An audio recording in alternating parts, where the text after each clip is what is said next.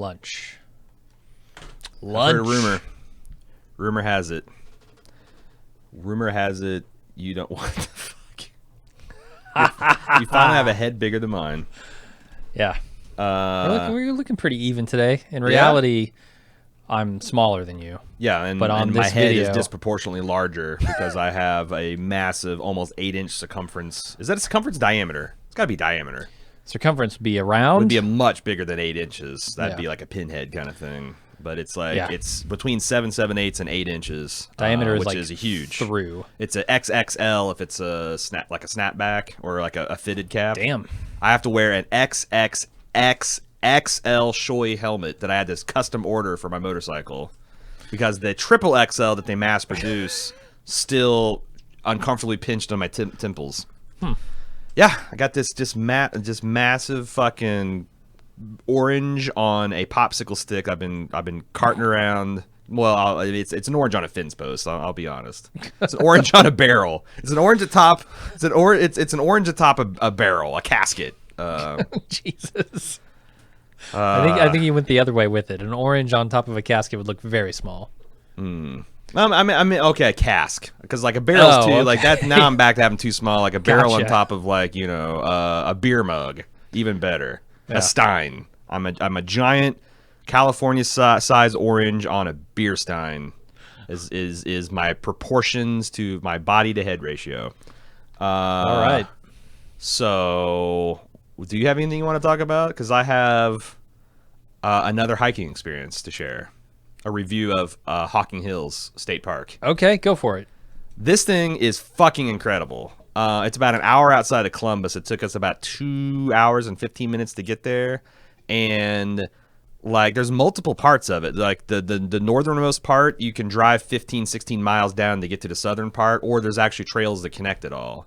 But if I describe this, it'd be like if you go to something like Mammoth Cave, where there's just big limestone walls and big open areas and like waterfalls and stuff, and you just rip the roof off of it like 50,000 years ago. So there's some forest substrate and there's some trees growing through them, and that's what it is. Like I have seen a few pictures on Reddit, which is what piqued my interest, but I just couldn't believe how fucking gorgeous it is. I think it's the prettiest non-Great Lakes place I've ever been to in the Midwest. And it was a busy, the parking lots were jam-packed. So it's like Seth and I are annoyed because last time we went hiking, we pretty much had, like, we saw maybe one or two other people because it was kind of like remote and dispersed and not as much this much natural beauty, but like waterfalls, caves, 100-foot cliffs that you start off like, wow, look how tall that is, and then 45 minutes of switchbacks later, you're at the top looking down. A stone bridge that's like 100 feet long and 10 feet wide and 3 foot thick. Like stuff that you almost see in like a Monument Valley desert, except for it's in a lush indoor type environment, like not indoor like plumbing, indoor the forest moon. Giant trees covered in moss, and it's just, I don't know how many miles of hiking there is to do, and it's like at all different levels, because like in the places they're in the middle of building a new like visitor center. It's gonna have like state-of-the-art shit and bathrooms and stuff. It'll have bathrooms. They got bathrooms now. This is just gonna be the next level, and there's like paved, like the trails start off like 15 foot wide and paved, and then you get to some of the features like Old Man's Cave and Cedar Falls, and they start turning into like where engineers have gone through and chipped stairs into the rock. They would never do this nowadays. They would build, like, you would never destroy that much natural feature to get these kind of, or they'd build some kind of scaffolding, but they just chipped it right into the rock so you can get up and down. But the further you get away from it, the more, like, you know, it was to where we were only seeing someone like once every 5-10 minutes. And if you like hiking and you live anywhere in Ohio or Kentucky or Indiana even, or Pennsylvania, like it's fucking worth it. And when I was there's a bunch of people have been posting on Reddit like pictures of their trips from Hocking Hills. It's I feel like it's a viral thing in r/Ohio. Like one person says, look how cool Hocking Hills is, and next few weeks the fucking front page is filled with Hocking Hills shit. But people are saying that Ruby, what is it? It's a Ruby Gorge. It's something like that. It's apparently there's a place like Hocking Hills in Kentucky that's 10 times bigger. Red River? Red River Gorge, is that it? Maybe. I It's like 2 hours and 45 minutes away. I think into it's just Kentucky. River Gorge. Is it Yeah. River Gorge? All right. Maybe. But I want to check that out now too. Because that makes sense because Kentucky is like limestone cave capital of the world, and I think this is essentially what Hocking Hills is because you can see the giant, just immense boulders from where the shit has fallen down. It's like a Lincoln log set of the gods is what it looks like. It's like something Kratos would be scrambling over to get on the Neptune's dick so he can stab him in the scrotum. It's incredible. We're planning a camping trip out there in September when it cools off a little bit to take the family out. But I know you guys are super into hiking or you like that kind of stuff, so I highly recommend it. Yeah, we did some of that when we were out in Colorado Springs. There were some just gorgeous hiking trails. How many burning carved crosses into did you see? 0. Good. 0. Yeah, with the David Duke. He's not in Colorado Springs anymore. Some people long say gone. he's still hiking out there. No, he's long gone. He moved on to more accepting parts of the state for his particular worldview, Right. or of the country for his worldview. Yeah, and there's just some beautiful stuff out there in the Rockies. Oh yeah. But I didn't know stuff like that existed here. Yeah, no, it's worth. It's definitely worth checking out, and like it's one of those things where you kind of have to pick where you want to start exploring, unless you have multiple days, because you're just not going to be able to see it all. Right. And they got like really cool suspension bridges that they built on some places where you can cross back and forth over the valley, and it's just incredible. So, And bathrooms. and bathrooms. And yeah. bathrooms. It's too bad because like you think. Like there's so many people that have carved their names on the rocks, and I saw a couple people doing it. I'm like, I mean, what are you you're not gonna stop people from doing that shit at this point, I guess. But it's always kind of bums me out that like no one literally gives a shit. You carving your name in the rock right now don't really give a shit. It's like a selfie that destroys Mother Nature. Why the fuck are people doing it? And like, can you not like? Because it seems like there's specific cliffs. Like, can you not afford a park ranger to scream at people? You know, like as soon as you see him get out the chiseled or pin knife, be like, nah, put it away, you fucker. Put it away, or you'll be maced and cuffed and tossed in the back of my Ford Explorer before you can say, I was just carving my name. You know. Anyway. Yeah. Would you tell that to the people who did the cave paintings back in the day? And Well, carved symbols into them. I mean, those fuckers are ruining Mother Nature. I would give those early Homo sapiens a stern talking to. Like, look at the society that you're building, where just nothing means anything, and you just face this shit and like, really, Grok, your hand is what 20,000 years from now you want people to remember. That just looks like a turkey, Grok. I'm glad we know that buffalo look exactly like they do now. You irk. Way to go, guys. You tamed horses. Good for you. I built a fucking rocket. You don't see me carving it into a fucking limestone, you assholes. We got footsteps on the moon. They'll never go away. That's what we're on to. We're on next level shit, Grok. Hell yeah. Get your head out your ass and look up the stars. That's where you're going. Goddamn sapiens.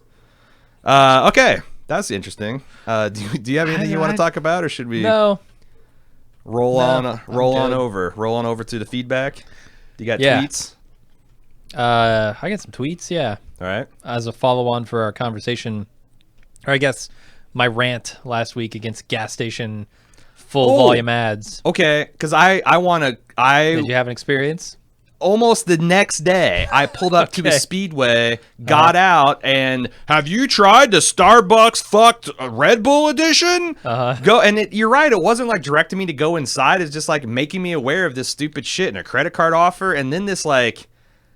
It wasn't headline news. It was some kind of like weird. Oh, you got news? It was like a 30-second non-denominational news show. It touched on nothing foreign policy, nothing domestic policy. It's the equivalent of a water skiing squirrel because they don't want to piss anyone off. Right.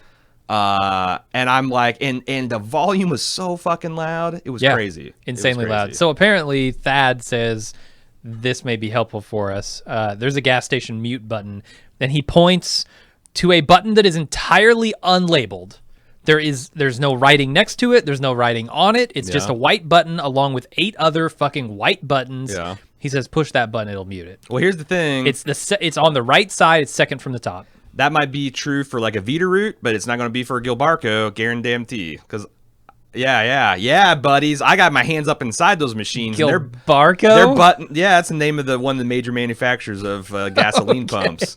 And they're not even consistent model to model. Like, yeah, I'm certain that if you push the right button, it would mute it. But they're not but they're not going to label it because they don't want you to do it. Here's the thing: when that happens to you, just push every button on the fucking pump. Right. Just push them all. You will. I don't want to shock you, but one of those will page the person inside, and they'll come back with a "Can I help you?" And you'll say, "Turn this fucking thing off." Right. Yes. Can I make the noise stop? Yeah. I will make my noise stop if you make your noise stop. Tell them every 5 seconds you page them. I'm gonna leave without paying for this gas unless you turn this ad off. Threaten to hit the emergency stop on the outside of the building. There you go. Yeah. That might escalate into an arrest. Threaten to use your cell phone at the pump. I will smoke and I will leave my car running and I will use my cell phone. I will get in and out 5 times as I am dispensing. I will dispense this gas into a fuel container inside my trunk. Help me God. Into a Starbucks cup. That's right. I will take this home in my Gatorade bottle. No lid. I will spill 16 ounces of this fluid on the ground and you will have to file an EPA report, you sons of bitches. Is that what you want? Turn this ad off. That's right. That's how you take back your consumer power, baby. Yeah, just press all the buttons. Press everybody's buttons all the time. That's the way to win. Michelle on the forums from California. Hey guys, you may have already touched on this prior to the Q&A, but what are your thoughts on urethra? Nope, not urethra. Urethra what? Nope. Sorry. Aretha Franklin passing away this morning. Which is yesterday. Man, I always hesitate to use the word sad because old people die. Like, sure. It's not tragic. I don't think she died tragically. She just died. She got old. She had some great music that inspired a lot of people. She has beautiful voice. She's dead now. We still have her music that's still inspiring people. I was somewhat disturbed to find out how little most outlets spoke about her like civil rights record because she was one of the pioneers of the civil rights movement. I don't know anything about that. Talking about having respect for women and earning their own money in a time where that message wasn't getting out a lot. So pioneer for social progress. She's a queen. Yeah. As you said, class all on her own. And like Cecily and that, because we've been collecting a whole bunch of like different vinyls and stuff, and we were shocked that in like all the crazy collections we've bought from these auctions and stuff, that we didn't have even a single Aretha Franklin LP that we're going. I don't know why I want to add the R. And it's really unfortunate and terrible, and I need to set a timeout for it. But we're thinking about going to like the Meta Modern record store but that's the thing. Like now, like there won't be a single Franklin record from here till Christmas in the secondhand stores. That's because true, like me, Cecily, and every person with a heart and a vinyl player, a record player in this city are going to be. They already hit it last night, so it's done. Yeah. It's done. Snatch them up if you see them in the thrift stores. Yeah. Sell them on eBay, make $3. Yeah. Or I could just, listen to the music on Google Play, and it'll sound just as good, and that'll be something we could do. Your turn, man. Christina Check says, you guys often comment on how difficult it is to take compliments and praise. Is this rooted in your JW upbringing? And she's talking about Jehovah's Witness, the religion we belong to back in the day. How did your upbringing affect this? Man, if I could answer you that question, then I'd probably be about 50% to the way of solving that. But I don't fucking know. I will say that, yes, a culture that puts humility above every other quality a human can display. Humbleness, humility before God, humility before men, meekness, mildness. The fact that we are uncomfortable getting even genuine praise, I feel like, you can connect those dots. Probably. I do think it's something that we could, it's like we got a phobia, right? It's an irrational emotional response to stimulus that doesn't warrant it. And so we could probably, exposure therapy would do well. Like instead of Yeah, we should because I know we don't read the quote unquote dick sucking on air, but like I've found myself that I just glide over it at this point. Like I can see the 2 or 3 sentence preamble of I'm alone, and I should really like give myself time to internalize that. Like it's not uncommon for several dozen times a day for people to put that and like they're typing it out. I should let it like maybe penetrate my heart a little bit. Like this is a person. Part of it is it's a kind of a formality, first time, long time kind of stuff, but it's also a genuine expression of praise and thanks. And I should work hard on this other thing is like, mental and emotional health is not a destination. It's a constant practice because one thing I've been aware of since I've kind of been knocked off my balance this year, and I kind of talked about how I've struggled a little with the depression, and like even now I'm in my little depression. I got a little depressed. Just no big deal. Couldn't get out of bed for a week or two. It's no big deal. That I've realized that like so many things I did to get healthy, I've stopped doing because like, hey, now you see yourself as healthy. It's the equivalent of like being on lithium and having a couple good years and be like, shit, I probably don't even have to take this stuff anymore. Right. And like, I've stopped the affirmations. I've stopped like, because like one of the early books I read and something that my therapist is like, when you get praise, instead of minimizing, just say, thank you. Thank you for noticing. Or even so because then you turn it into a compliment to them that not only did that you're a good and worthy of praise, but they're a perceptive and generous person to give it.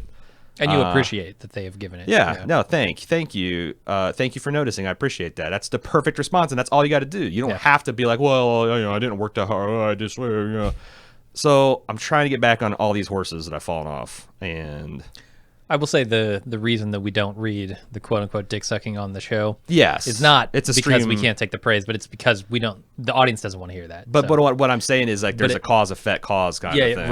Right.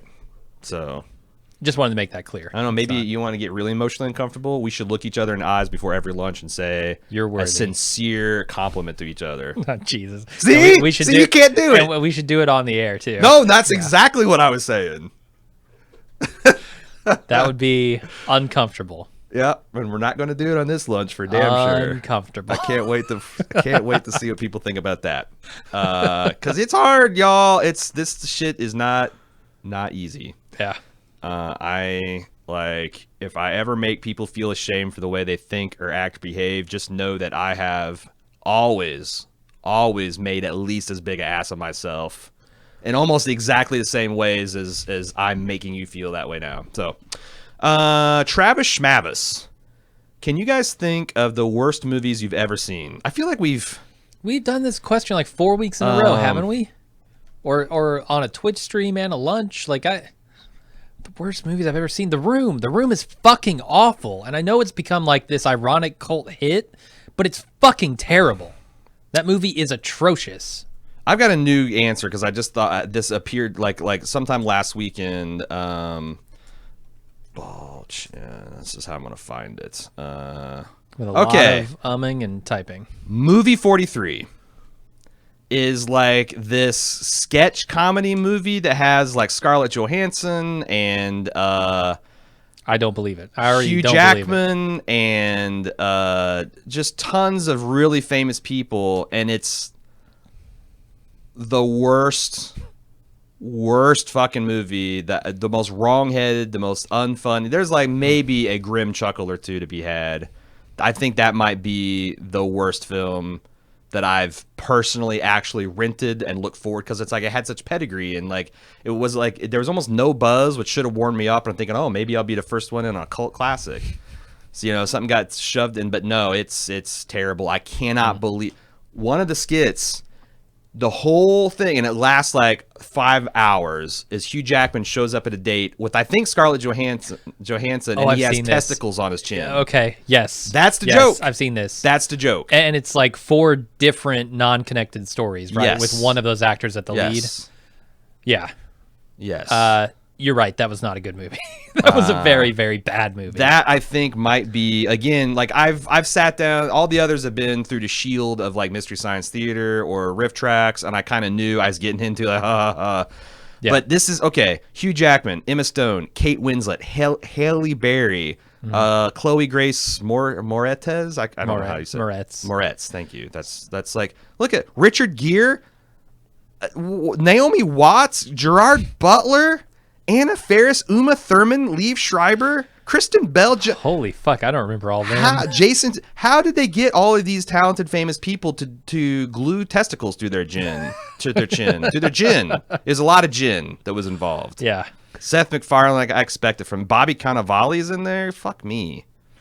God, John Hodgman, Jack McBride. Look, all you people should be ashamed. How did this happen? Patrick Warburton, you were in Seinfeld, for Christ's sake. All right, there. It's pretty bad. That's my answer for all time. Whatever that movie, I've already forgotten. Movie 43. Movie 43. Yeah. That's the answer. Don't watch it. I'm telling you this. I'm not saying it's so good it's bad. I'm saying it will hurt you. It'll hurt your sense of humor. Watch The Room instead. It's the equivalent of getting your funny bone hit by a baseball bat 4 or 5 times. It's not a good time. Don't watch it. I know by the more I tell people not to watch it, the more some of you people are going to watch it. You're creating a cult classic here. No. Yeah, you are. I can't. No. It can't. Just by mentioning it, it's done. Nope. Washing my hands of it. Your turn. All right. Here's an interesting one. Nathan Stinson asks, what are your thoughts on Ninja's stance on streaming with female gamers and the subsequent backlash? Jesus Christ. This has already been asked on the forums, so I'm glad we're getting it out on the Twitter too. Are you familiar with this? I am. So he says he refuses to stream with females because Twitch chat is mean. Yes. And maybe because he's married. Yeah, I mean, he doesn't want his wife. He doesn't want people sending out of context clips to his wife where they've made it out to be flirty and all that. And you know, Ninja, he's like 26, 27. I've talked about how fundamentally immature him and his wife seem.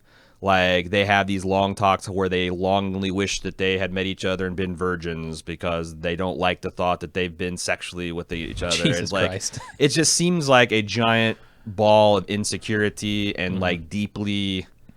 I mean, it's also like something that Jamie on the forums helped me to appreciate is like how like really surprisingly Christian this Fortnite community is. Like, I guess Ninja's brother is an ordained Catholic priest, and like Tim the Tat Man is like, I knew this about him, that he's like really churchy underneath all the tattoos and gaming bro stuff. But it's just sad that, and I think, because here's the other thing. Penny Arcade guys went through a rough transition from edgy, bullied dude bros in their 20s that were the butt of everybody's jokes to very powerful commentators and influencers. And there was a lot of bad looks there. Yeah. There's a lot of bad looks, and they hurt a lot of people's... They hurt a lot of the fans that they had collected because they're funny guys with casual misogyny, casual... transphobia, it was a rough transition for them because they had to do a lot of fucking shutting up and listening. And they're still, you know, to this day, somewhat pariahs around social justice circles because, you know, people can always remember the shit you did wrong, but, you know, keeping up with you trying to atone it is tougher. Yeah. But Ninja's heading down the same route, and, you know,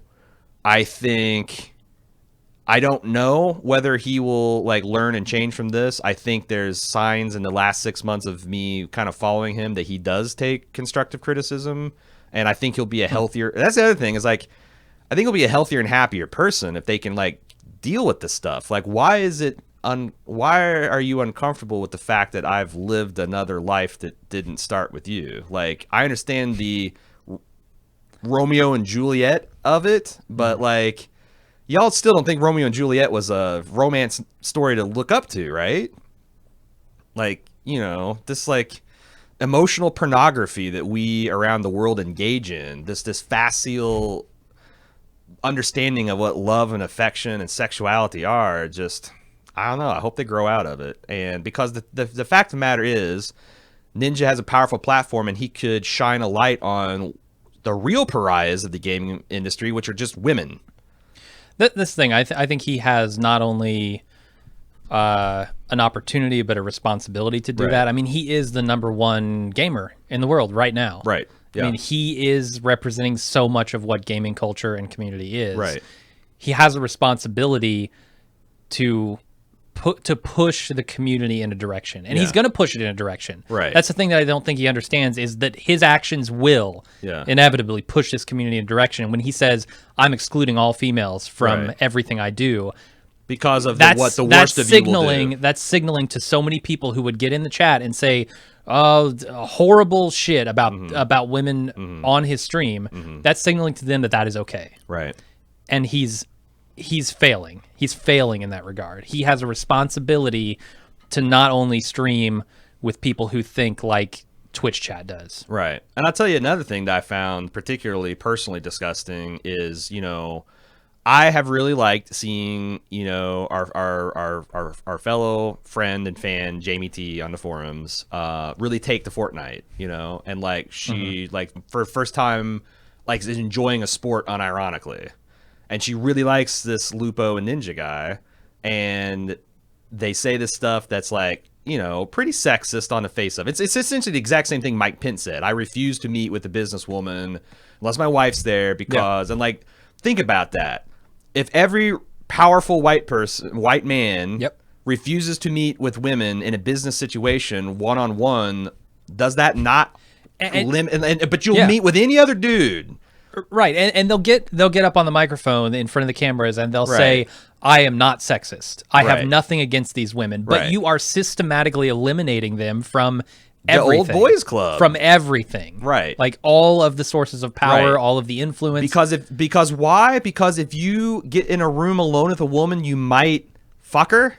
You have no control. There might be rumors that you fucked her. Like, right. Or your wife will assume that you fucked her. Like, what? Like, really unpack that fucked up way of thinking. It's absolutely fucked up. But so Jamie tweeted at Ninja and Lupo both. It's like, I don't understand. You openly joke, like make homosexual advances towards each other, talk about being each other, bros, wives, and like, like literally explicitly talking about how you'll dick each other down. Is homosexuality a joke? Right. And Lupo answered, "What the fuck?" directly at her, and then look at the comment chain. It's the worst kind of racist and sexist and homophobic. Getting pictures, profile pictures of her, discussing aspersions on her looks. And I will tell you that Jamie is a perfectly attractive young woman, and making fun of her career. And the thing that really hurts me is Lupo's got to see that happening. Like maybe he says "what the fuck" because that's your initial response to someone attacking you like that from a way that you might have a blind spot. But you see these guys piling on this young woman. That's fucking gross. And then not coming by, "Hey guys, stop." Like if you're a follower of me, like, maybe we all need like you don't have to say she's right, but like that shit's definitely wrong. No, I mean it's the worst, man. Like I have long felt that this ironic bro culture is doing so much actual damage. And it's not it's not just like, especially when it started off as an ironic thing. That's the fucked up thing, right? Like when I tell you, "Oh, I'm going to fucking stick my dick in your ass if you don't get this kill or whatever." Right. You are I mean, it's hard to even pin down what is so wrong about that, but it's also very obvious, right? It's making, I feel like it's marginalizing gay people because you're saying that this is a joke to me. Right. It also, like, when you then take the stance that you won't stream with female gamers, it says something about what you think about homosexual people. Right. That this is so far outside of the norm that no one could take this seriously. Right. Even though closeted gay men exist, and Mike Pence could be drilling twinks on the reg behind his wife's back and it would be okay and she'd never know. Right. Because it isn't expected. Like, it isn't normalized. Right. Well, that's what you're saying. Right. So like the irony aspect of it is something that is a veil over the top of what you're actually saying. And it gives you license to not think about the things you're saying because I'm just doing it because it's fun. It's weird, you know? Like, you can be fully angry and saying you're going to fuck this dude in the ass and you're going to make him his bitch and you can do all that. And then someone says like, "Yo, that's some fucked up toxic shit you're saying." You can always go back. It's just a joke, I didn't mean it. It's a joke. Why are you getting bent out of shape? Yeah. Okay. Yeah. No, it's fucking stupid. Right. But it's causing so many other people to take that and run with it. But I will be the first to say that, like, I have certainly done that. I have certainly said shit that maybe not that extreme, but of a kind. I've been over the last year or so thinking about this irony thing. Yeah. and how irony is kind of the death of honesty. Yeah. Like irony masks so many things that are troubling about worldviews and people in general and how they feel about things. And I've been trying to eliminate irony in a weird way from my commentary and my comedy. But I don't know where to draw the line, right? Like because I'm thinking about, okay, yesterday I was on we talked about this on Blue Yonder. Like we talked about the sincerity was going to be the like new 8 fucking years ago. Like the new hipsters are going to be just unironically sincere because that's the thing that will set them apart, you know? Right. And I would love for sincerity to become the new irony. Yeah, like because at least then you can stand behind your words. I'm tired of trying to decloak your true meaning behind a bunch of rhetorical bullshit. Yeah. And I'm tired of people being able to excuse profoundly inoffensive things by just saying, "Well, it's just a joke, bro." Right. Because it's like it'd be one thing if you were the first to ever suggest the crazy idea of fucking a man in the ass against his will. But you're not. Or you're the not idea... you're not even the first billionth person to do it. So and again, I'm not going to throw a stone. I'm just saying how I feel about it now. And hope if people like hear this and like do that and you see it happen in friend circle, maybe you can be part of the solution. But yeah, it really is tough for, like, I'll give another example. My wife and I love Real Crafty. And my wife was getting into, like, when she first got on Twitch, she wasn't above throwing $5-10 his way to like ask a question and you know get read on the air. And he did once, and he just said, "Hey man, thanks, I appreciate the donation." It's something we all do, something I'm trying to get better. Like, you know, when I catch myself saying some dude or a woman, which is stilted, but it's a way to train myself. And she just gave me another $5 and said, "Hey, just want to let you know that, like, I'm a lady, and I'm sure you're a really charming guy, and you got lots of lady fans that enjoy watching you and playing video games." He was like super dismissive and kind of a dick about it, and the whole chat spent 5 minutes dragging my wife because, like, "Oh yeah, you want to," like, and she was super positive and cool about it. And this is the thing that the Ninja has the opportunity to change, right? And he's not taking it, right? And I think about that. Like I said, I've spent a long time thinking about irony and the way that I use it personally. Right. But where's the line? Where's the line? Because when I say totally something, like if I'm using irony to talk about fucking a dude, right, that's one thing that I think is blatantly wrong. If I'm using irony to, like, yesterday on the Twitch stream, I noticed that I made this joke. I make a lot of jokes, right? Like, in some ways, bad guy, whatever. Right. Yeah. Is us using irony as comedy. Yeah. Because we're making the worst decision. We're saying these things as if we're sincerely wanting them to happen and make these bad choices, but we're expecting that everyone knows this, that we understand this is wrong. Right. And I made this joke, like, Bert hands this kid a gun and he says, "Hey, Melvin," or whatever. Right. And I said, "Stick this in your mouth and pull the trigger." Right. That's irony, right? Because I don't want this kid to stick this in his mouth and pull the trigger. I'm saying something the exact opposite of what I would want. This kid is annoying, inappropriately annoying, impossibly annoying.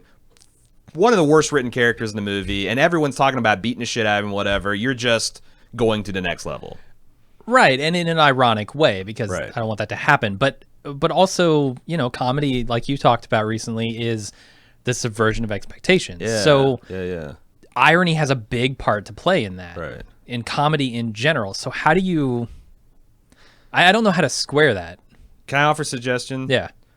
Because I've been thinking a lot about this, and I remarked, like, I feel like you and I are, like, on similar trajectories. Like, I'm maybe, like, 12 months ahead of, like, thinking about it. But, like, it seems like there's 3 variables about whether humor is going to be offensive or not. Subject matter, all right? Context and target. And I think the target there is the subject matter thing. Is the big black flag for you because it's suicide. It's really tough in a nation that has so many, you know, suicides and then, like, worldwide, like, it's a global problem. But I'm very much of the belief that there is no topic that should be off the table for comedy. Indeed. And the subject is a fictional character who is now a grown ass man, probably not even an actor. It's not a child. There is no target. It's the target. And the context is in the commentary of a movie where grown adults have been threatening to beat this kid up for being so, and, like, this is just and Michael Gross is kind of like a nut. So, like, that's where, and like, so if the subject matter is benign, you're almost always going to be fine. If the target is at your equality level or up, you're almost always fine, because like kids can make fun, can punch up at adults. Employees can punch up at bosses, but if you ever walked in like on a group of bosses shitting on their employees, it's gross, right? It feels real bad. It's like, even if they're funny, it's weird because that guy can fucking fire you. You can't do shit to him, and you have to kind of kiss his ass.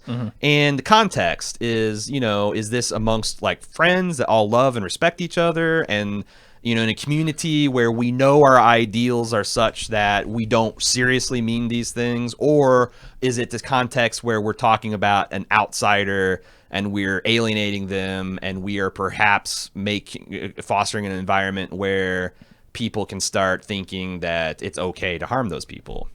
Because that's the other thing, is like, I used to be super ironically racist until I started waking up to the fact that, like, holy shit, how many of these people have been ironically racist around, assuming that everyone's ironically racist or real racist, and they think I'm racist now, and I've emboldened them. Yeah. So I feel like I got, I don't know, I had a weird experience growing up. Yeah. I feel like I got sort of strangely inoculated to that because I had a lot of friends groups, all of them with kind of different views on a lot of things. Sure. And I had a group of friends who were, I think, ironically very homophobic and racist, and I'll raise my hand. I was one of those guys. I guess I don't know that I would have labeled you that, but I didn't know you that well when you were in that phase. But there were several people I knew very well, and I thought that they were probably not ironically speaking. They were probably couching their bigotry in irony. Yeah. And that always felt gross to me. Right. And I never liked it. And so I felt like early on when I was a teenager, I got inoculated to that stuff because I saw the people who I didn't really respect that much doing it, and I said, this is not who I want to be. Yeah. And so I don't know. I obviously, if you follow the no irony road too far down, you can just become an unfunny, just dour of humor asshole. And, some people do end up at that place, and I don't want to, and I don't. Right. I think that because that's again, what is the opposite of crazy? It's still crazy. Yeah. It's not human. Sure. Because the human experience, shit's funny, man. Like I sometimes think about, what was I? Oh, I just saw the fucking Mr. Rogers documentary last year, and one of the things they talk about is like Mr. Rogers. Lifelong Republican, Presbyterian minister, super fucking progressive. The first week of the Mr. Rogers show, the entire Land of Make-Believe episode was a thinly veiled Vietnam allegory. Wow. Right? Okay. Right? But they showed the point where the Challenger exploded. And I remember being in third grade, my teacher, Miss Myers, wheeling in our shitty little 17-inch color TV on its little, and we were all going to watch live. The whole school watching. Terry McAuliffe being, or whatever her name was, being the first teacher in space. She's going to teach, like, with our weekly readers are talking about the programs that she was going to teach from orbit, and I'm getting choked up. Yeah, that's tragic. But we were watching it, and I'm a space geek anyway. I love seeing these shuttles take off, and the fucking thing exploded, and my teacher gasped. One of the shits in my room just like let out like genuine, unforced, like an explosion of laugh, like just like a laugh that like I think he cut off after like 2 or 3 seconds, but that was his. I don't think he did that to be funny. I think he didn't know how to process it. Yeah, his like his third grade mind just fused, and my teacher then burst into tears and left the room. Which I don't know if that was cool, because now all of us third graders are like, fuck, this is Lord of the Flies. What the hell is going on? Yeah. That's part of the human experience. And I don't want that kid to feel like an asshole. I want that kid to think about, like, maybe next time when something like that happens, not laugh. I don't know. Is this politics? Because it's like, I feel like this is life. Yeah. No, it's not politics. It doesn't have anything to do with government. No, it's about humanity and empathy. Yeah. And like I remember, you know, because I used to play with a lot of strangers that did the Destiny game, and you know, I run a lot of dude bros, and they're like, I was in a 6-man raid, and they were talking about how they're making fun of the concept of safe spaces. And I'm like, I don't understand why you guys don't see the need to have safe spaces. And they're just like, what are you talking about? I'm like, well, like, because this is the time in Destiny was kind of like, you know, the joke of the game. Like, people still play. Every time Destiny would make the news, the first 10 responses of Chain would be, people still play this fucking game. I'm like, imagine we're sitting here trying to raid. Imagine there was one person in here just talking how shitty Destiny was. Yeah. You guys are raid. What are you even talking about? Crota, more like Scrota. And it's not funny, and it's not original, and we've heard every single argument, and we're just trying to enjoy the thing that we actually enjoy. You'd kick him out, right? Exactly. What if 100 of them showed up? What if you didn't have the power to kick him out? Exactly. What if he could do that all day to you, and you didn't have the power to leave that room either? Right. That's why you need a safe space, because, like, I'm not unaware of the arguments against my position. It's just that if I keep entertaining your surface level understanding of it, my understanding is not going to increase. Yeah. So that's, again, like, I don't think that's politics. I think that's helping people understand what people's shit they're going through. All right. Do you want to talk about a less heavy topic? No. Good, because Noel from Dallas asked, following Michelle's question, how do you deal with grief and/or loss? Jesus. I watch The Leftovers. That's how I do it. Maybe some advice for people who are going through it right now. I watch The Leftovers. I just let Damon Lindelof be my guide. I hold his hand, and we walk through the valley of the shadow of death together. I mean, that's not bad, because I think you should not try to suppress the feelings that you feel. And you're going to have some dark feelings, you're going to have some bad feelings, you're going to have some scary feelings. Like, go see the fucking Won't You Be My Neighbor, Mr. Rogers, because honestly, I cried every 7 minutes in that movie. I'm not even making a joke. Dude, this movie is incredible. Honestly, it's the perfect antidote to Black Klansman, because Black Klansman is the worst. Like, if we let the worst of our impulses run free, Fred Rogers is what if our best impulses, and it can show that, like, no matter what walk of life you can come from, you can be a fucking human being and be fully emotionally aware. And, like, the really tragic thing about Mr. Rogers, like, no, not the tragic thing, the thing that was what I did not expect, because I expected a lot of good things from this movie, but there's a especially poignant thing where one of his archivists had found this piece, like this discarded script page he was writing, where Mr. Rogers was typing dialogue, and he was like, he switched to his first person. He's like, why is this still so hard? Why are you not better at this? Why? God damn it, I'm fucking tearing up again. I'm going to let myself feel it. Fred Rogers. Maybe ironically, can you tell? I'm now using humor as a way to diffuse the emotional tension. But he's just like going on a tirade, and you find out from his friends that he always had these feelings of doubt and inadequacy. And I'm like, am I just an idiot? I'm competing against G.I. Joe and Transformers and Superman, and I'm fucking with fish and, you know, listening to jazz and telling kids that their feelings are important and it's okay to be... Fuck, man. If Mr. Rogers can do that in the middle of a writing project, and I sure as hell can, you know? So, yeah, it's a great fucking movie, and it's a real nice counterpoint to our discussion on Klansman. And if you do see it, I'd love to have a discussion with you, because I think it's amazing. Yeah. Especially if you... I know a lot of kids didn't watch Mr. Rogers. Cecily I watched it. Didn't watch it a lot, but by the end of the movie, she was crying along with me. So, all right, Michael Hernandez. He's got his full name here. Asks us about bumper stickers. He sends in a picture of his mother's car, which has a big old bumper sticker on it. It says, "Too many bumper stickers or nah?" I'm thinking he's asking, like, do we like bumper stickers? Do we use them? I think the willingness for me to put on a bumper sticker is inversely related to how I personally value the vehicle. Yes. Like, I've got a real shit box now. I'm not sure why I don't just bumper sticker that the fuck up. I don't like political bumper stickers, because I feel like it would be an invitation to fuck with my car, and like, I'm not gonna borrow that grief. Yeah. There's a couple, like, I don't know, like the coexist one seems like a nice positive, but it's also banal.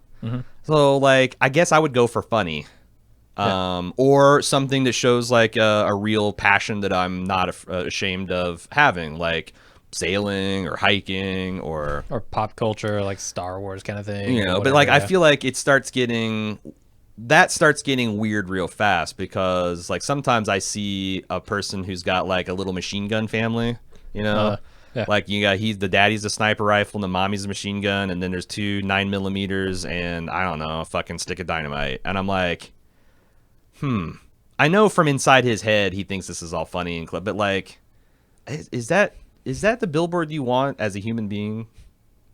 I mean, some people do. Yeah. Just like that one cop really thought it was that I ran into with my son. Really thought it was important to have a giant Punisher skull tattoo on his gun arm. But is that the billboard you want as you're serving and protecting? I don't know. Maybe think about it. I don't think I'll be putting many bumper stickers on my car. Because I've got a lease right now, but even after the lease, like, I just like, I don't know. I've never been the bumper sticker guy. I've had super shitty cars and I've never put bumper stickers on them. Right. There's something I prefer about the nice factory feel of a car. No thanks. Oh, just before I move on from the grief and loss, because I kind of half-assed it. Feel what you feel, and if you're struggling, ask your fellow humans for help. Because I think that last step is how people get into spirals, because they're too ashamed to confront, to burden their family or friends with the fact that they need help. Yeah. You know, but every single time I've reached out to this person, and you go, it's an appropriate person. I'm not saying like go to a stranger, although there's people manning suicide hotlines and depression hotlines if you need that. But like if you got, trusted friends and family, people you feel safe, it takes courage, but do it, because that's what we're here for. That's what our friends and neighbors and family are here for. And if not that, then what the fuck? Because they're not good for much else. Yeah. On the balance. All right, Friedberg J. Let's see. This is the kind of stuff that this is a practice, Jim. Are you ready to accept a sincere compliment? Fuck. While you record lunch, I'll be wrapping up the last hour of an awful job that I've struggled with for 4 years now. I love the work, but the company I do it for has been a nightmare to deal with. You guys have been with me every step along the way these last 4 years, and there were times I don't know how I'd gotten through the day without a pot or two from you to help me. So thanks for everything, and I can't wait to start my new job and bring Bald Move there too. Congratulations. Thank you. I appreciate that. Thank you for noticing the hard work that we've spent in being there for you. We appreciate it. I appreciate it. And congratulations on getting out of that toxic environment. That felt healthy. That's something we can do, right? It also felt a little ironic. God damn it. In all sincerity, yes, thank you. Thank you for that compliment. Yeah. It's a try. It's a try. Since I'm supposed to be asking a question, favorite color? Black or deep blue. That's stereotypical. The deepest blues are black. As Dave Grohl would say. Indeed. Yeah, I like blues. I don't know. Probably very similar. Very similar. You know, I think it'd be interesting is like I would like to pose for pictures in like 30 different colors. Like throughout start from black, charcoal, work your way which through is like the most flattering, and then like post a poll on Bald Move and say like, what do you think is my best colors? Yeah, because like I honestly don't know. Like when people tell me like, oh, you look really good in brown, I'm like, are you fucking real poop brown? I look good in poop brown. I guess it matches my hair and my eyes. Why am I describing my hair and my eyes as poop brown? That seems fucked up. Yeah. But like the colors, like. You know what I'm saying? Like as dog shit brown. Right. Shit on a shingle brown, as my uncle used to say at the construction site. I will say that might be useful feedback. I have designed most of the website, so those are probably some of my favorite colors, and I think it leans heavily blue. So yeah, I think my favorite colors are blue. And I didn't say change it, so that's why. There you go. Your turn, man. Ted K says Christian Slater says that Mr. Robot will probably end after next season. What do you guys think? After next season? It'll end sometime after next season. No, he says next season will probably be the last, essentially. That doesn't feel wrong to me. Yeah. Like, I think that, my thing is, like, I feel like almost always you should tell the shortest version of the story possible. And that's one thing I struggle, because if you've read my forum comments, I just fucking really need an editor. That's the thing. That's one of the classic guidances is get into the scene late, get out early. Yep. You know? Right. Keep things breezy. Keep them moving along. Yeah, and like when I see what I consider a bloated season of Mr. Robot and how much fun I didn't have, and I see what I considered a really tightly plotted and edited season of, I guess, yeah, I think that's great advice. So I learned my lesson back in the day with conventional television, where they would just shove it to you. They'd slop the hog until the hogs would turn away from the trough. And boy, those last troughfuls were some rotten shit. Some rotten shit. I much prefer the golden age of, I got a story to tell. Here's the story. Fuck you if you want to make more. Yeah. And there you go. Absolutely. Let's see. I need to scroll down a few things. Okay, Maddie Weaves from Midstate New York. Have either of you heard of the Bobbyverse books? I finished a trilogy on Audible and I absolutely loved them for only being my second, third, or fourth science fiction books. Is this like Bobby Draper from The Expanse?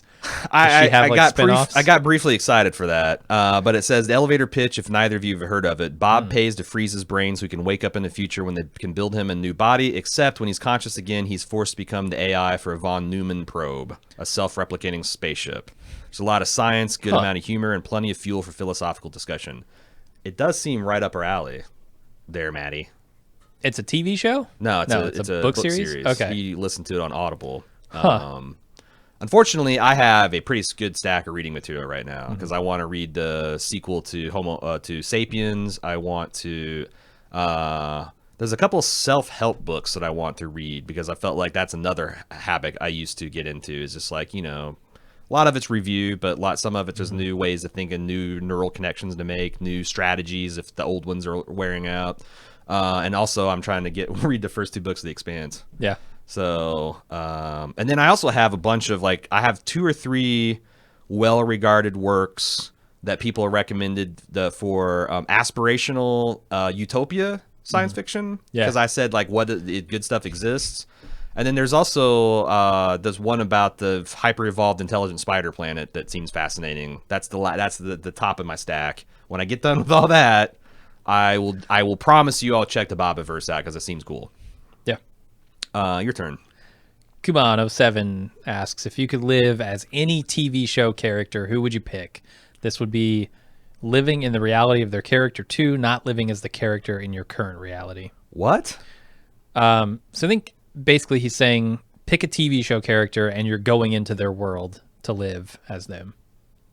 Okay.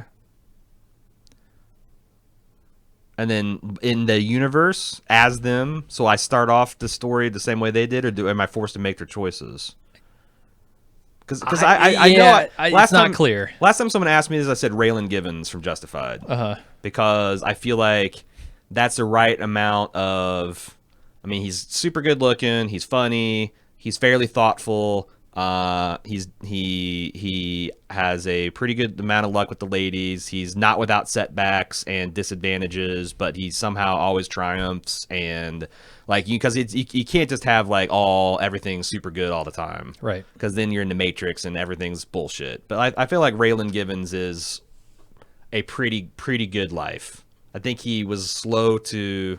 Well, no, I mean, because if he was any different, he wouldn't be Raylan Givens. So, I wish he'd figured out shit with his deal with women and commitment and children. But if he hadn't, he wouldn't be Raylan Givens. So, yeah, I don't want to be. Of all the TV I've watched, I guess I'd like to be Raylan Givens. How about? I almost said Justin Theroux. How about? But that's a little too fucked up even for me. I gotta look something up. Sure, you get to make time with Carrie Coons, but you're also always trying to kill yourself. And I found the ultimate answer. I found the de facto best answer. Okay. I just have to look up the name of the movie because I don't remember it. Yes. How about Morgan Freeman's depiction of God in Bruce Almighty? Ooh. Just I'll be God. Okay. I remember thinking. I feel like that's the best answer in all circumstances. I'm gonna be God. I remember thinking, because I saw that still as a Jehovah's Witness, which was mildly heretical, that I actually like that conception of God better than the one that I have. Like, I didn't think it was true. I didn't think it was biblically based. But I'm like, I think you have a spin-off religion. This is it's like this Morgan Freeman as Yahweh is pretty fucking compelling. Like that's a pretty solid God. Pretty solid God. And you're like picking that. You're pretty good. I mean, if you're God, yeah, it's like maybe you don't have the good and the bad that you were talking about, but you got a hell of a lot of good to do. True. Hell of a lot of good stuff. A. Turner, would you guys ever consider giving up your sense of taste for the greater good? How would that ever happen? Okay. Hear him out. Yep. This is something I've been thinking about a lot for the last few weeks. Take away the temptation of quote-unquote bad food, there'd be a huge drop in heart disease, diabetes, and other conditions brought on about by obesity. Bad food, I would argue, is not all about taste. It's also about convenience. This, in turn, could lower healthy premiums and help fix the broken insurance system as fewer people would be sick. On a global scale, this would go great ways in fixing our sustainability problem. If taste isn't a factor, there would be much less demand for meat. This means less pollution and less deforestation. Farmland could be eradicated by... I think you see where he's going. I mean, there are other reasons. Texture and convenience are also part of it. But I think... He's not... So here's entirely wrong. So this is what I've been thinking. Yeah. Like, because I've been, I haven't made any bones about the fact that as currently going through what I see as a bullshit form of capitalism, I've been looking at other ways to organize economics, the distribution of resources. Have you looked into anarchy? Minarchy, yeah, sure. Okay. I've been investigating like socialism and communism and social democracy and socialist democracy and democratic socialism, and they all mean something different, believe it or not, and they're all different flavors of things. And it's like we were talking about this on the way back to because I just got done reading something on the flight, and I'm like, I saw a survey where the average, especially in the last 5 years or so, the average Chinese citizen is reporting happier than the average American citizen. Mm-hmm. And because it seems like their thing is they're backdooring into capitalism from extreme socialism, communism, right? But like, what if what if you had full-blown socialism? Let's like the worst case, Uncle Sam is in the corner crying, the bald eagle's had his wings clipped. And one of the things is like, the destruction of advertising. Like, it's not the elimination of personal property per se, but like certainly advertising would essentially be illegal. You'd have much fewer choices in the market. Everyone would be wearing some sort of gray pajamas, for example, and nondescript black slippers or whatever. Like full-blown Maoist communist China. Okay. But everything else about it worked. There was plenty of food, plenty of health food options. Transportation was free and abundant. The government was well organized and responsive to the citizens, etc. And I can hear the people, that's not fucking okay, calm down. This is a thought experiment. Yeah. Would it bother you that you're wearing gray pajamas all the time? That would not be the thing that bothered me about that. Right. It would be the inability to have any hopes that I could fulfill anything beyond that. Like if I have desires to do something more than society allows, I would have no hope at fulfillment. Right. And so I started thinking, it's like, is that a universal thing, or is that something, because I think, like Marxist thought is that consumerism is something that's trained. And I think that as a critique of capitalism is pretty right on, but I think in like the caveman days, because this is a synthesis of my Sapiens conversation, everyone's wearing like a particular type of loincloth. Like there's far fewer variety of like personal expression back then. But there's also people, if you found a feather, it's going on your headdress. If you found a shiny bead, you're weaving it into your loincloth. Like, that wasn't capitalism. There is some sort of individualist streak. I think the challenge over the next 100 years for humanity is trying to find that balance between individual expression and collective social good. Because the one is going to keep us from wanting to blow our brains out, and the other is going to give us the stars. Right. Because if it's all individual maximization of freedoms, then we're never going to achieve our potential as a species. And if we focus everything on the greater good, then we will have a 1984 dystopia. Right. So just in case you think I'm just totally sliding into Looney Town, like I really am wrestling with these ideas, y'all. All right. So yeah, I don't think we've answered your question because What was the question? would you give up your taste? Would you give your sense of taste if it made everyone healthier? I have a fundamental disagreement with the premise Okay. that would actually happen. Because like I said, I think 70% of what people enjoy about those types of foods is convenience. I think it has far less to do with flavor than you think. Because I'm thinking like absent taste. I don't know. I would definitely eat like a protein pellet over a Big Mac. I think because it's more convenient and I don't taste the difference. Like to me, like I think taste is the reason I'm fat. I guess It's not texture. It's not. It's. So taste I'm and looking smell. at it from take away everyone's sense of taste as our society exists now. Oh, so our sins. Yeah, you'd find other and I ways. don't think anything would change. However, if you want to say like without taste in humanity, would a different society have developed? I think so. I certainly think so. I'd like to think. I mean, I don't want to derail lunch because I kind of want to think this through because I'm like, if you're right, the convenience and texture are the key. I think the thing that you might not be thinking about is, I'm sure you could approximate almost any texture. Like, for example, like maybe you could use a cucumber that has almost no calories to get a particular texture that you want, like a custard texture, right? Whereas custard is going to be 300 calories per slice. Like maybe if it was just texture, you could find the texture profile that had the most amount of calories and nutrition. Right, where but here's good what I'm taste thinking. is fat, good taste is sugar, good taste Right. is But here's what I'm thinking. Like, take away my sense of taste today. yeah. I'm a bad example, or maybe I'm a fine example, like Chipotle, right? Let's say my Chipotle was McDonald's, and I went to McDonald's every fucking day, and I ate trash. I ate garbage that they pulled out of the bins at, I don't know, the places that make good food.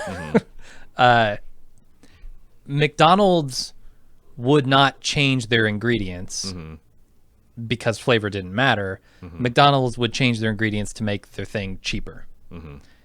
And good, healthy ingredients in our society are not the thing that's cheaper. So they would say, well, fucking sugar be damned then, you know? Like maybe we would consume less calories because you wouldn't need those additives to make the thing taste better, but you would still be eating garbage. You'd be eating the cheapest shit on the planet, and you would need a massive movement both from the people and the government to change the structures we have in place that subsidize all the shit that's bad for us, right? In order to change McDonald's incentives.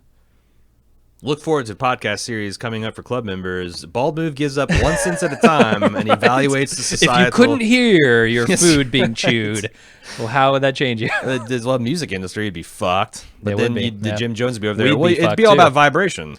We'd be fucked. We'd have to do more video stuff. Oh yeah, we would. Just gyration. We based would videos. Yeah, so it's a podcast based on body rolls and. I'd be shoulder right at shimmies. home though because I'm Italian. I just talk with my hands. Yeah, right. Yeah. B&H 0012. My best friend is a sports architect and designer, and his firm has been playing around with some ideas for esports stadiums. Ooh boy!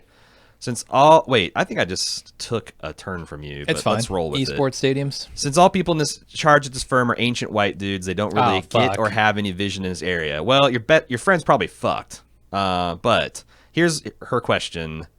If you could design an esports stadium, one that you were actually going to physically visit, what would you want? What kind of amenities? What kind of foods or drink? Anything special that these stadiums need that traditional sports stadiums don't? Some really fucking good internet access. Yeah. Need great internet access. So here's the thing. Because not only do I want to be sitting watching the people play the game, I want to have access to that feed on my phone, and I want all the 100,000 other people in the stadium to have good access too. So I think you've already screwed up though.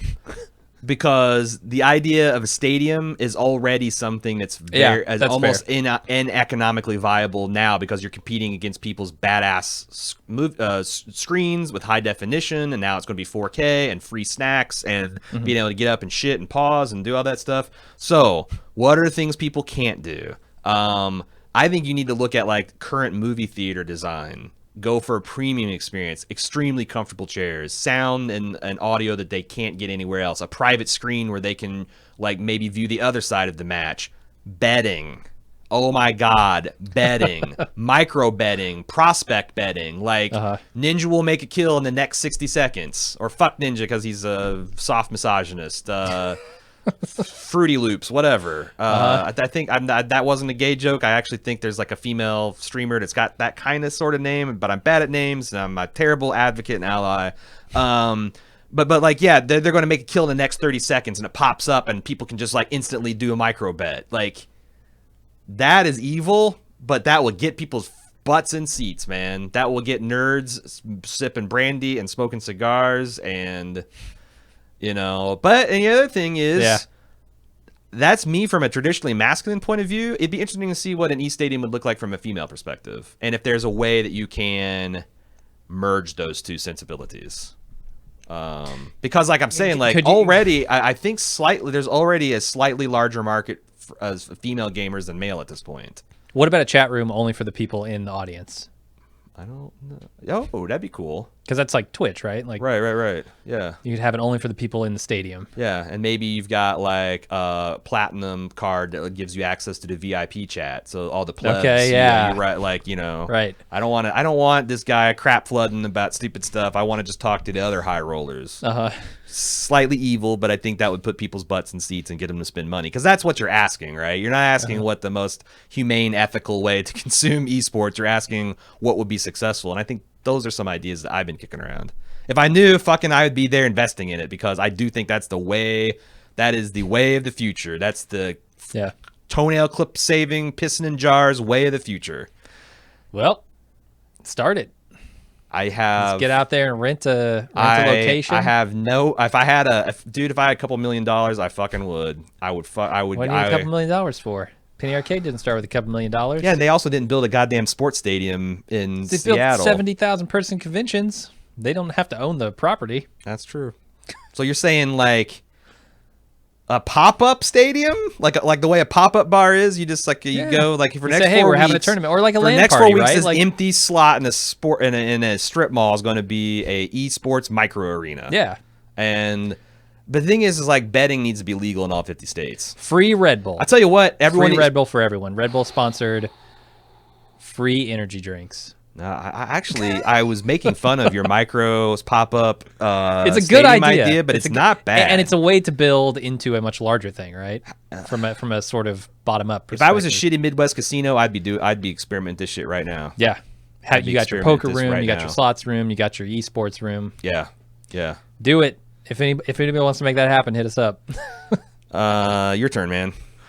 Theodore Karate Man wants us to do a dramatic reading. You've seen this guy, this comedian who did not do this, but claimed to have forced a bot to watch over 1,000 hours of Diners, Drive-Ins, and Dives, and then asked it to write a Diners, Drive-Ins, and Dives episode of its own, and then posted a page of it.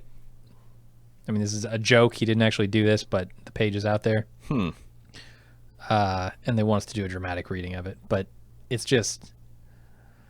What is it? Can you send me the link? Is it? It's on Twitter. Do you want to do it? I'm gonna leave this up to you. No, it's too much of a hassle. I'm sorry, Theodore Karate Man. Not today. We did consider. Yeah. That's what we promised to do. We didn't promise to answer anything. We're considering it. We didn't promise that. We were considering and dismissing it. These lunches get long enough that some people are going to probably start getting left out. Yeah. Jim's been giving me the death daggers for the last few weeks as we roll into our second hour. The 40-minute mark on our second hour. Yeah. Like he starts getting like, "Are you fucking real? Going to do this to me?" All right, let's increase the tempo. Warp Fox from Nashville, Tennessee. Jim, what kind of guitar gear do you have? I'm talking guitars, amps, pedals. What's your dream guitar? I have an Alvarez D. Do you know what a PRS is? Because that's Tyler's. Yeah, Paul Reed Smith. Those are fucking amazing. My brother had a PRS guitar. Did he really? I can't remember the exact model, but it was this sweet ass. It was like had this purple, shiny.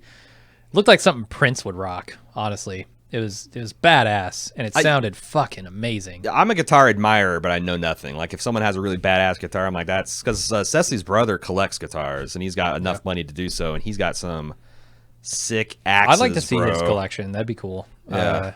But yeah, my brother for a while there was getting into some really nice guitars, like a PRS. He had an Ibanez with the Floyd Rose Bridge, which he loved because he never had to tune it. Myself, I have in the past had really shitty electric guitars, just like beginner level stuff, and now I only have an acoustic. I got rid of all my electric stuff. I have one guitar. It's an acoustic guitar. It's an Alvarez DB60, I think, is the model number. But it's a big dreadnought, and it sounds real deep on the low end and has pretty good high end too. So I just use it as a general purpose. And I've had it since I was like 15. Yeah, I've got an Alvarez Dreadnought that I bought for Cecily that sounds really sweet. And I've got a shitty Samick Chinese knockoff Stratocaster. Right. That your brother, when he upgraded the pickups on one of his actual Stratocasters, he sold me the lace sensor. What is that? What they're called? Like, he sold me a couple humbuckers and a lace. Yeah. They're like a chrome plate looking thing, and I thought made it sound better. Nice. The real problem with that guitar is it's got intolerable fret buzz, and I guess that's a fairly hard thing to fix too. So yeah, you can I got swindled by a guitar salesman in Mooresville, Indiana, but it only cost me $150, so who cares? And it's indestructible. Like seriously, I could beat someone to death with that guitar and still plug it in and play. As shitty as I do. Aaron, have you read David Simon's book Homicide? I just read it in anticipation for a rewatch of The Wire. The people at work are participating in. Your job, it sounds pretty cool, man. I really loved it. If you haven't, I highly recommend it. No, it's definitely, like, I've heard that many times, and I'm a huge fan of The Wire, so I should definitely do that. I'm a bad fan. And David Simon fan. All right. Have you seen Treme? I have not. I'm super bad. Yep, you're the worst. But I'm in on Deuce, in early on Deuce. All right, Steve, I have not read this question, so here we go. What do you think the long-term effects of the internet will be on American culture? Oh, Christ. In your opinion, has any sci-fi series you love done a reasonable job of depicting what you think of the internet of a future will look like? I don't know, because it does seem like increasingly, like we touched on this on one podcast where, or maybe it was the Ghost in the Shell one that you guys haven't heard yet, Standalone Complex. But I thought growing up that we would increase our mastery of the physical world, like, jetpacks and rocket cars and moon colonies and that kind of thing. But what I didn't anticipate is our mastery of information and asymmetric mastery. Like, you've got, like, most of us are living our lives like normal, but we got people on top of us now with advanced statistics and data, and they're just really doing all kinds of weird, crazy things. And I don't know that science fiction has quite caught up to that yet. I do know that every single science fiction that doesn't show that everything is automated 200 years from now feels dated as fuck. Yeah. People manually piloting starships, people manually doing load lifters, people, that's the thing. I don't even feel, I feel like the internet as a thing, as an entity, right, is kind of as mature as it's going to get. I mean, they're like, from a physical perspective, like this network of interconnected computers, how much further can that concept go? It's what's layered on top of it, right? It's the AI, it's the data, societal standards, honestly. Aggregation. Yeah, it's not like the physical thing of the internet is going to be different. Right. Yeah, that's a good take. I don't know. I vacillate between this is going to destroy human civilization and the short-term, balkanization of ideas and social spaces is a very temporary thing that is a bump that's going to eventually usher in a golden age. And I'm a fairly optimistic person, so I think it's going to be the latter, and probably in my lifetime.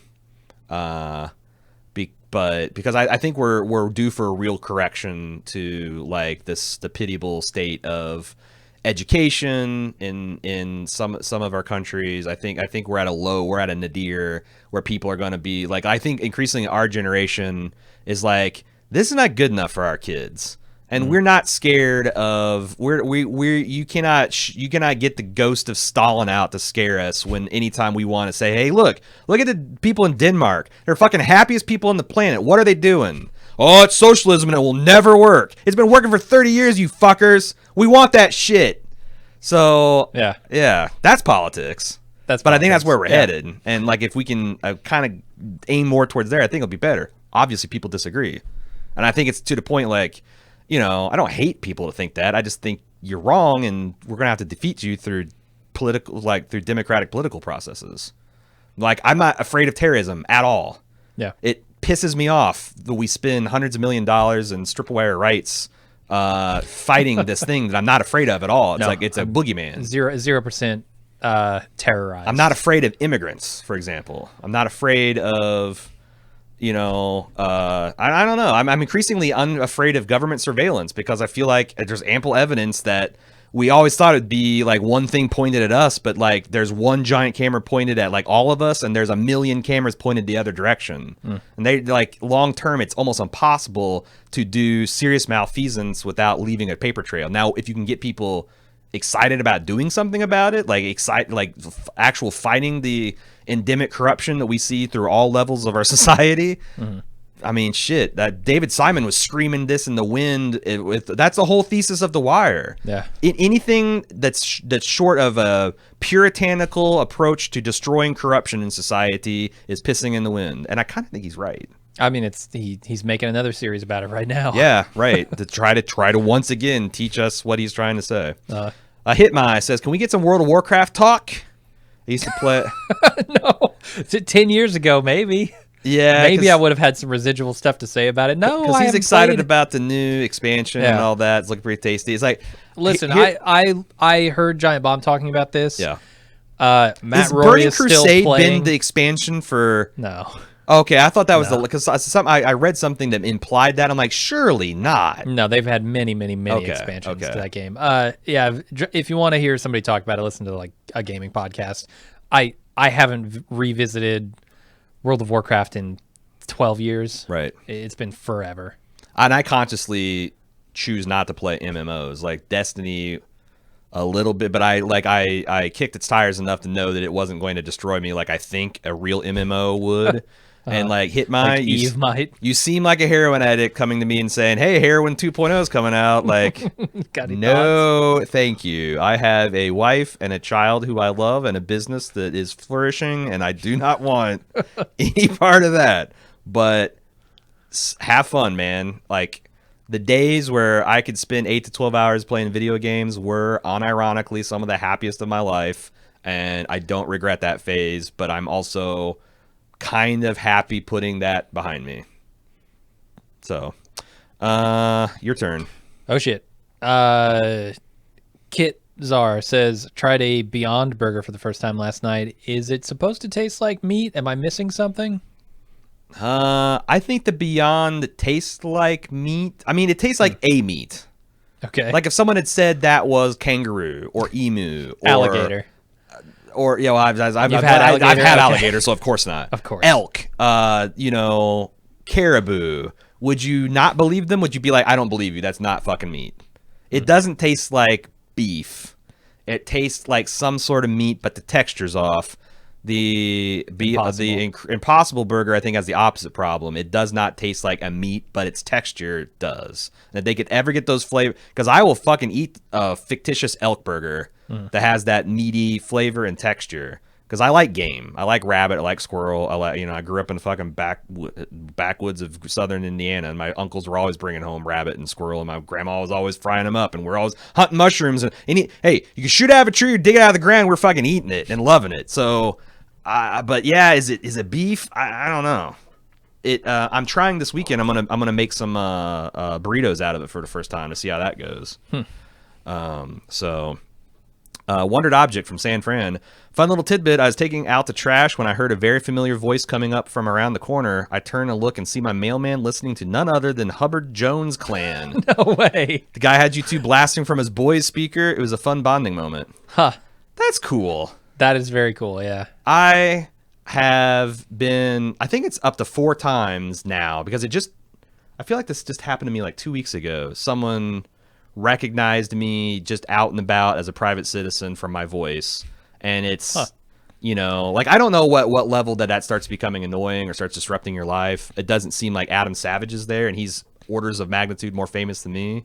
He might be orders of magnitude more tolerant of it than me. But I think that's the best. Like, I would love to like be at a park and see someone like, you know, listening to my podcast at a modest level and just like walk Walk up past and be behind like, them. that's fucking cool. Oh, I thought you were gonna say walk up behind him and start I don't think I'd have the guts to start be like, commenting on your own podcast. Oh, what does that guy know? or it would be funny to be like, man, Aaron is a blowhard asshole, right? Or something like that. I don't know. But thanks for sharing. I appreciate that you took the time to tell me that. It made me feel really good. You have any more? Yeah, one more. Alex Generous asks, any advice how to talk to in-laws on the opposite side of the political fence? Oh man, he wants to go political. We've been doing some of that today. Remember why you loved them in the first place. Understand that fundamentally they have not changed as a person, and work to build common connections on areas you know they agree, because obviously they had a big part of your upbringing and your raising, so you know where you can hit them, and you also know where you'll be pissing in the wind, and like pick your battles. That's what I'm trying to do, because I'm in the same boat. And I feel like this whole horse shit thing we've been doing for 15 years, where it's like, oh, go to politics or go to Thanksgiving and drunk uncle's going to spout us and we're just gonna have to, like, we have to continue to talk to each other. We can't ignore each other. But we have to also start saying, like, you just can't, like, look, Uncle Bill, you can't say that shit. Yeah. Your puppy mills in Indianapolis are terrible, and you cannot say that about Mexicans. Cincinnati is 95% no kill, if I'm to believe the billboards. Yeah, and you know what? I live in the neighborhood of the Ohio Alley Cat Rescue Service, who has been a big part of that. So, Little Reflected Glory had nothing to do with it. I adopted one of their shitty health beasts that brings me a lot of joy and grief. That fucker, like, she never cuddles with us at night, okay? She's always very aloof about that. But she started cuddling Cecily like a dead ass in the middle of the night, 4 o'clock in the morning on Monday morning. And to the point where, like, my wife is like, what the fuck is going on? Turn up light. She had slaughtered yet another bat and brought it to the foot of the bed. Oh my God. What a fucking hero. What a awesome person. Because I would have just screamed like a little boy and tried to frantically, because I've done that before with a bat in our house, and I'm glad she's there to look after it. But yeah. Darwin Fishy wants to know if we're looking forward to any upcoming game releases. Mario Party, Red Dead 2, Smash Brothers. Red Dead 2, I watched the trailer for that this week. Yeah. Damn, it looks good. I'm looking forward to Red Dead 2. I hope Jim and I get the chance to play some co-op, and I hope it's fun. Oh, yeah. Because, man, like, my best Twitch moment other than the Groundhog's Day marathon was like the first 12 hours of Sea of Thieves. Oh, because that was a lot of fun hijinks, a lot of cool things, and if like Red Dead can be that only with a little bit longer legs, that would be awesome. Can we be in the same gang? I have the Bald Move gang. Like, I'm just asking, is it possible? Wouldn't it be cool if you could have a logo and our logo is like 4 bullet holes, or like they're not perfectly aligned, but that's the Bald Move clan. Yep. You got another one? Nope. Okay. Let's see. Yeah, sure, I'll read this because this is some PJ Fridays. Was listened to a Black Klansman podcast and was moved. Says that there's a huge opportunity in the midterms this November for Democrats to win back Congress, and he's been tracking his local elections through the webpage swingleft.org. So that's a way to you can type in a city, and the site will tell you the closest swing district to you and allow you to donate money and perhaps time. And if you live in one, vote. So yeah, check out if you want to be a part of the change and part of the way to moderate the country, check out swingleft.org. Let's see. This is a good question. Dan from Manchester. Can I add on to that? Yeah. Another good way is to check that you're fucking registered to vote. I just did this yesterday. I'm registered. I'm good. I'm ready to go because I've moved recently. I said that I checked you too.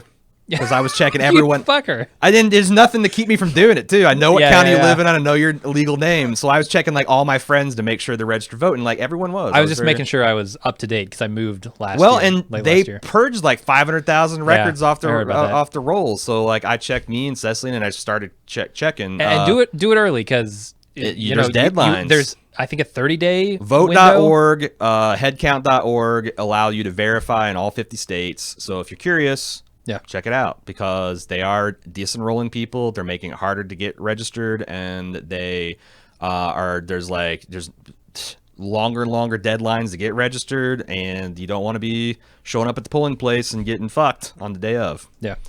We'll be beginning. Dan from Manchester will be getting full coverage of the Deuce this year after such a great first season.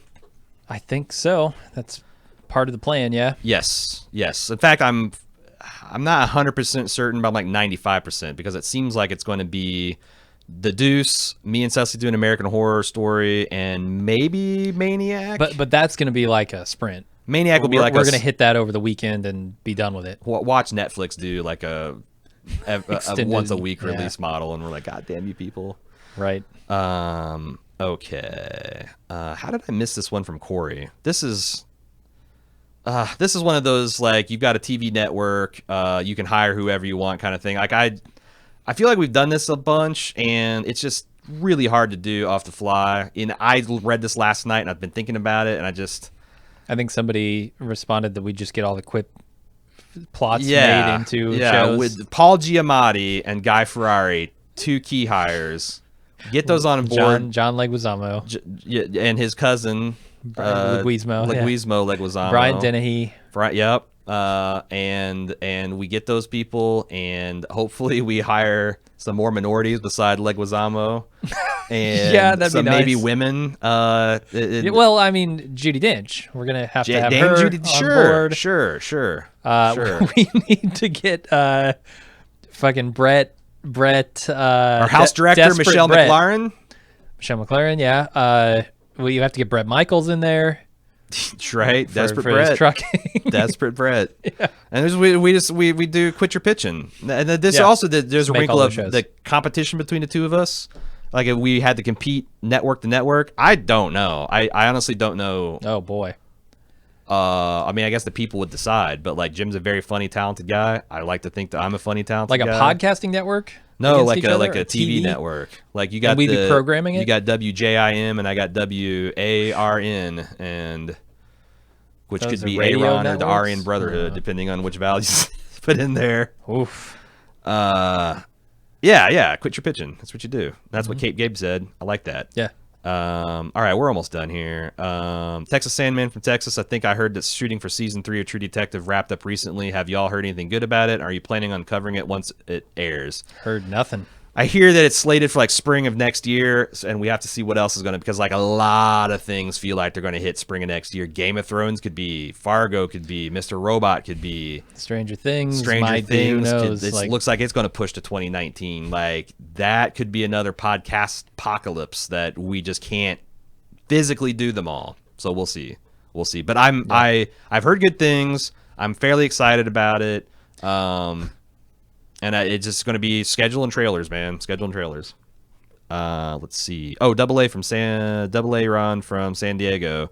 I gather from last quip that the video game playthroughs are going on hiatus, but just wanted to point out the first episode of the final season of Bad Guy Clem is already dropped, and episode 1 of Life is Strange 2 comes out on Monday. So here's the thing. Seasonal means for the next few months you're going to get a lot of Empire Business podcasts, and we're going to focus up on it. Yeah. But I bet that all of those episodes are going to be dropped and they're all going to be released around Christmas time, and it would be pretty awesome to spend like a couple days just doing them all in one go and releasing them every other week rather than once a month. And I think we'll just see, because like, this is something we're trying and we can pivot back to something else, but I think this is going to be better instead of like once a month barely being able to keep track of what happened last time. That you're going to have a better, more coherent, funnier, concise playthroughs. That's the hope. Yeah. So instead of trying to half-ass everything, we're going to focus on things at a time. Let's see. You already talked. Levi wanted to ask us about Ninja. We talked a lot about that. Jay Davis. Oh, shit. Recently, Aaron, you said you went to a gun range and your interaction with fellow gun owners. You talked about that. I'm not a gun owner, but I came across a YouTube video that triggered me so hard, I had to ask you to make sure I'm not going crazy. The video is of a man reviewing a dummy for target practice, but you might notice something striking about this dummy's model. Click through to the link to be horrified, and also the comments about the gun are golden. Thanks, guys. Jim, I showed you this video. The dummy has no arms. The dummy has no arms. No legs? He's a legless... It's just armless brand. It's upsetting. That's not the most upsetting thing. It's a chalk white dummy. but it has unmistakably African American features. Absolutely. Yeah. And this man likes to shoot at it. Now, I do know that there are very realistic dummies that have stereotypically Caucasian features. And I'm going to propose maybe we just have like crash test looking dummies if we have to shoot a realistic bleeding 3D target at all. Maybe it shouldn't look like any of us. Yeah. You know? Yeah, maybe it shouldn't look like a person. I will say that this gun range I went to was not nearly as bad as others I've been to, but it still had the required, apparently, to get a license Osama bin Laden cutout. Right. Which, you know... I'm less opposed to that, but... on the other hand, like, now that he's dead, like, is he not a stand-in for Muslim terrorists? And is too many of my fellow Americans conflate Muslim terrorists with all Muslims? Right. Hell yes. So... yeah, not a good look. Not a good look. This dummy is. I cannot imagine what it would feel like to be a person of color and then look at that video and then look at those fucking comments, man. Yeah. So, anyway, let's see. Jamie T, what was the Mr. Rogers documentary that Aaron recommended? I know there's Won't You Be My Neighbor out right now, but I think I just heard last year from some reason. No, it was last weekend, and it is Won't You Be My Neighbor. It is really good. And holy shit, she mentions, and I agree, from Wikipedia, in January 2018, it's announced that Tom Hanks would portray Fred Rogers in an upcoming biographical film entitled You Are My Friend, directed by Marielle Heller. Yeah, I heard about this. Interesting. He's the perfect guy. He's the perfect guy to play Mr. Rogers. Yeah, because like just from what I know about him personally. And similarly, it's very hard to find people say bad things about. That's what I mean. Yeah. Tom Hanks. Like, and that's the thing about this documentary is like everyone says that, and not that like Mr. Rogers is a prude, because like if you look at his camera dudes, they're all fucking hippie, pot smoking, tattooed. Yeah. Weirdos. That's because non-hippie pot smokers cameramen didn't exist. Right. They literally didn't exist. But one, like, Mr. Rogers had like a camera that he kept on set that he would like take pictures of the kids that would visit him, and like he'd write him letters, and one of his camera guys posed with his pants down, like showing his ass, and took a picture of that, and like and he's like, oh, wouldn't it be funny, like wait till Fred comes in and like says, oh, you boys, they didn't hear from him for months and months and months, and they'd all forgotten about it. And at the Christmas party, Fred Rogers had printed that out as a poster size, framed it, and gave it to the guy. So like, that's amazing. He's not even one of those assholes that gets uptight when like he sees that that's super funny. Right. Like, I'm going through these pictures of kids and here's this guy's hairy ass. That's funny. Yeah. That's funny. That's not ironic. That's sincerely well funny. Played, Fred. And at that's a lunch. I think this felt like a really great lunch. I enjoyed it. I laughed. Yeah. I cried. I recommended Mr. Rogers' movie. I got nothing bad to say about this lunch. No. So it only lasted an hour and 32 minutes. I'm giving myself some. I'm not getting the daggers of death from Jim. Well done, everyone. Well done, us all. We'll be back next week for another lunch. Have a great weekend. Won't you be my neighbor? You are my friend. I love you all, even the ones that need a little bit of work. And thank you for the compliment. And a little bit of persuasion. And thank you for all your compliments and all your support. Have a great weekend. Goodbye.